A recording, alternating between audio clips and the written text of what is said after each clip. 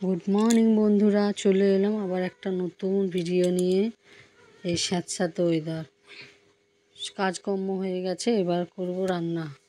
চিংড়ি মাছ নুন হলুদ মাখিয়ে, ইলিশ মাছ নুন হলুদ মাখিয়ে রেখে দিয়েছি। প্রথমে ঝিঙে আলু দিয়ে বেগুন দিয়ে চিংড়ি মাছের তরকারি করব। প্রথমে কড়াইটা গরম করে নিলাম, তার মধ্যে সর্ষের তেল দিয়ে দেবো। সর্ষের তেল গরম হয়ে গেলে তার চিংড়ি মাছগুলো ভেজে নেবো, হালকা করে ভেজে নেওয়া হয়ে গেলে তুলে নেব। তারপর ফোড়ন দেবো, 5 ফোড়ন আর শুকনো লঙ্কা।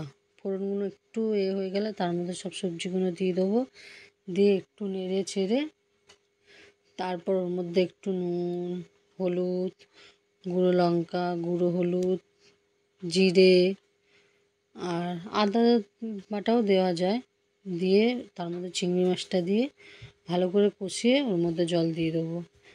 দেওয়ার পরে ঢাকা দিয়ে দেবো। এদিকে ভাত হয়ে এসছে, নামাবো। ঠিক আছে, তোমাদের ভিডিওটা কেমন লাগলো কমেন্ট করে জানিও। ভালো থেকো, সুস্থ থেকো, দেখা হবে আবার একটা নেক্সট ভিডিওয়ে। টাটা, বাই বাই।